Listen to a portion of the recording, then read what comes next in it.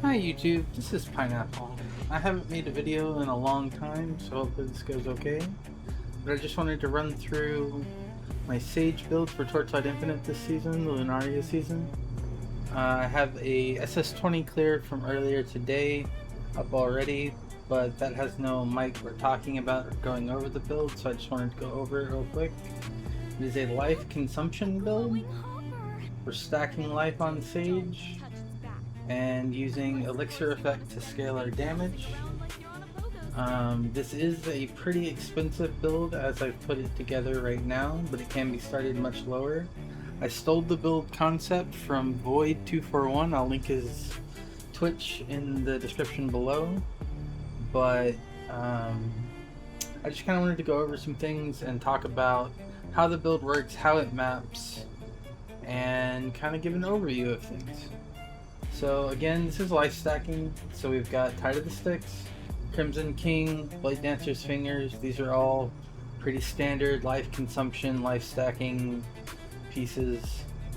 The boots have additional max life on them, as well as aim. Now it doesn't seem like aim should work on split shot because we're constantly channeling.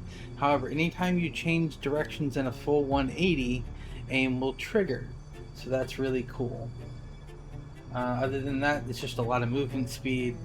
The implicit doesn't actually matter. It's a pair of boots I had from a different character. The ring, pretty basic because it's cold. Some armor pen, some dex, some life, devil damage, crit. The shield is pretty generic. Immune to crowd control, max life, active skills, pen, damage, and a little bit of ele res. We don't actually care about capping our elemental resistances. We're so tanky even without it, it doesn't really matter. But I just had nothing better to put here. The weapon, pretty straightforward. The tenacity stack doesn't matter. It just happens to be the weapon that I found when I was looking for things that had almost everything I already wanted on it. The important parts are the lucky crit, the attack skill levels, and the local crit and attack speed. The ring is pretty important. It gives us our Lone Walker boots. We don't actually care about getting an aura because we're running 4 50% auras on our bar, but these give us a bunch of aura effect when affected by 4 or more auras, and even more aura effect for all the sealed mana comp that we have. Then Omni Elixir Notes is just pretty generically the Sage belt for the season, and we have a double corroded truth because I didn't feel like crafting an amulet. For skills, we are using Split Shot with Diversion and Rapid Advance. Void uses Jump for clear. I don't feel it's necessary, so I went ahead and put Guard in. It's a little bit more damage and a little bit more defense. We're using Life Tonic on an activation medium energy shield. Because we have no energy shield, this constantly goes off. And this just gives us just 66% of max life within 2 seconds. So we have 35,000 life, and we have another 14,000 additional temporary life, and this is just going to recharge that at light speed. Swiftness Dew, again on an activation medium energy shield. This is just giving us a ton of movement speed. Biting Cold, activation medium multi-strike, because Sage prepares her curses and empowers skills anyway, so this is just giving us additional cooldown recovery, more than we could get from a cooldown recovery support. The modular that we're using, or Spectre if you're from PoE, is a +1 max frostbite rating for minions, but more importantly, grants 30 max frostbite rating to us. We are a cold conversion build. We are generating a bunch of physical damage by consuming our life, and we're transferring that to cold via our slates, which I will show you in a second when I show you talents. Then we're running Precise Projectiles, Cruelty, Frigid Domain, and Weapon Amplification. For talents, we have God of Might with Momentum and Judgment. Warrior, using an inverse image, taking Arcane and flipping up to get all this juicy life. Elementalists, we're taking Focus, and just 24 points, get what we need and get out. Steel Vanguard is where most of our thing is going to go because of this prism right here. It's a 3x4 rectangle with sealed mana compensation, and all our medium talents in the area can be done an additional 3 times. This is where we get the majority of our sealed mana compensation in addition to our pact page. So we've got 21% sealed mana here, 21% sealed mana and aura effect here, 20% sealed mana and elixir effect here. And then in our statue, we have quick ritual, minimum channel stacks, but more importantly, additional channel skill damage, and extreme coldness, max frostbite rating. Then we've got converts all of our physical damage to cold and inflicts frostbite when dealing hit damage. And then additional damage with frozen enemies is our last line. This could also be frostbite effect, both work. We're using a prairie setup. Our top slate here is additional life consume and more frostbite effect. And then we've got max channel stack, max channel stack, max channel stack, and elixir charging progress. And then these are copying the channel stacks. And this is copying 2 channel stacks to consume and the additional damage against frozen enemies. So if we go and look at our pack page, we are using Bonnie for the channel stacks, Anthem for the additional life and regen, and Preserver for a bunch of movement speed. We have 9 3% sealed mana compensation small micro talents. I've taken these out and put them back in until all of them rolled 3%.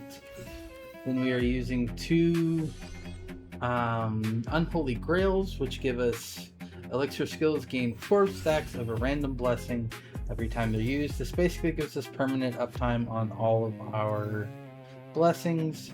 And level 20% cuteness focus on our second Kismets, and this is just more damage.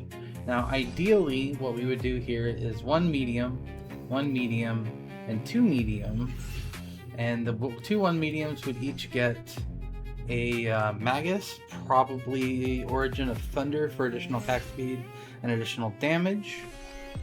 And then the 2 medium that you would get at the end would be 3-Eyed Cat for 30% additional damage when affected by a Magus, a Focus, and Auras. So, what does the mapping look like? Well, let's get to that. This is going to be a deep space map. My cards aren't particularly good and I have no rerolls right now, so we're just going to go with this one. We'll do an advanced reset. Nothing on here. We really don't have to roll over any mods at all, to be honest. It's just not something that this build struggles with. We're going to do some Vorax. Some Arcana, Hunt, and I'm going to toss in a War Compass just for some additional speed and projectiles, but it's not actually necessary for the build. And from there, we're just going to go into the map.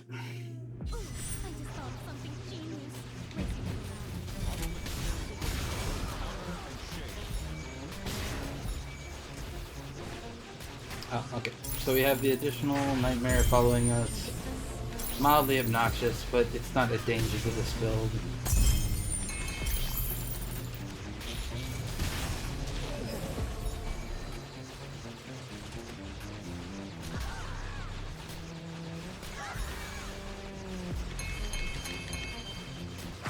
Oh, that's kind of awkward. Well, I'm not going to do the Arcana right now because this is just a map showcase. But, normally all of these cards would be flipping. Obviously this build has so much damage that, and again, this is a deep space map and we've rolled it as hard as you can roll them, but this build doesn't care. We're getting so much damage from the life consumption that we just tear through everything.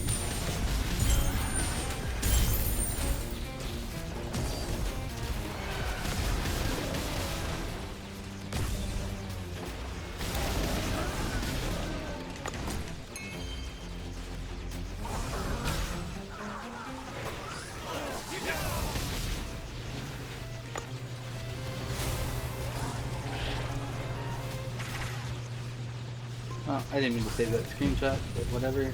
Okay, we've activated hunts.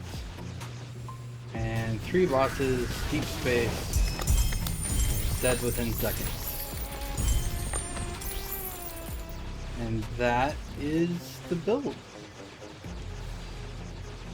I hope you enjoyed it. That's going to be the end of this video. Thanks for watching. Bye.